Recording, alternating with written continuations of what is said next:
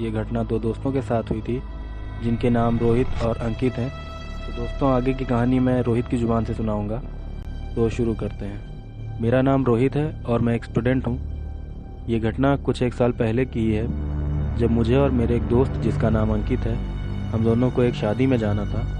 शादी गांव में थी और हमें बारात के साथ जाना था।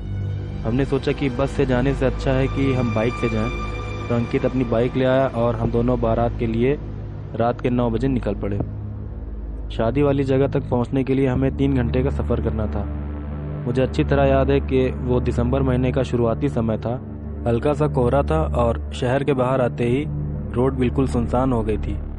रोड के दोनों तरफ ढेर सारे पेड़ और बिल्कुल अंधेरा था। हम बस पहुंचने ही वाले थे कि शादी वाली जगह से लगभग 10-12 किलोमीटर पहले मुझे रोड के किनारे एक पेड़ पर सफ़ेद रंग की एक आकृति लटकती दिखाई दी। मुझे ऐसा लगा कि जैसे कोई औरत सफ़ेद साड़ी में हो। ये देखकर मैं काफ़ी डर गया, क्योंकि मैं भूतों में मानता हूँ। पर मैंने ये बात अपने दोस्त को नहीं बताई और हम उसी तरह बाइक से चलते रहे। थोड़ा आगे निकलने के बाद मैंने फिर से पेड़ के नीचे एक औरत को सफ़ेद साड़ी में खड़े देखा। ये देखकर मैं बहुत ज़्यादा डर गया और मुझे ऐसा लगा कि शायद अब कुछ बुरा होने वाला है। फिर भी मैंने अंकित को ये बात नहीं बताई। मैंने बस अंकित से इतना कहा कि वो बाइक की स्पीड बढ़ा ले। तो उसने कहा क्यों? मैंने उससे डरते हुए कहा कि बस ऐसे ही। इस बात पर उसने मुझसे पूछा कि तुम इतने डरे हुए क्यों हो? मैंने उसकी इस बात का कोई जवाब नहीं दिया और मैंने उससे फिर कहा कि बाइक की स्पीड बढ़ाओ। उसने मुझसे फिर पूछा कि आखिर बात क्या है। हम दोनों के बीच इतनी बात हुई ही थी कि अचानक एक औरत के बहुत तेज चीखने की आवाज़ आई। उस चीख को सुनकर अंकित ने बाइक एक झटके से रोक दी। मैंने उससे कहा कि बाइक क्यों रोक दी, जल्दी से बाइक स्टार्ट करो और निकलो यहाँ से। इस पर उसने बस इतना कहा कि सामने देखो। सामने मैंने जो देखा उसे मैं सारी ज़िंदगी नहीं भूल सकता। मैंने बल्कि हम दोनों ने देखा कि सामने एक औरत खड़ी है जिसने सफ़ेद साड़ी पहन रखी है। उसका चेहरा बुरी तरह से कुचला हुआ था और उसके चेहरे से खून टपक रहा था।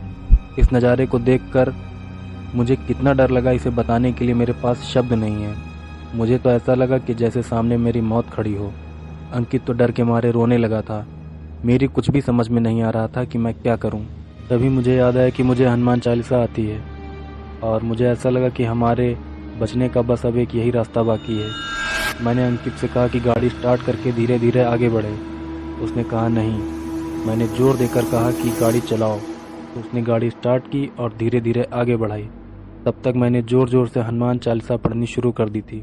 जय हनुमान ज्ञान गुण सागर, जय कपीस तिहु लोक उजागर, रामदूत अतुलित बलधाम, अंजनी पुत्र पवन सुत नाम। जैसे ही मैंने हनुमान चालीसा पढ़नी शुरू की तो वो औरत रोड के किनारे जाने लगी।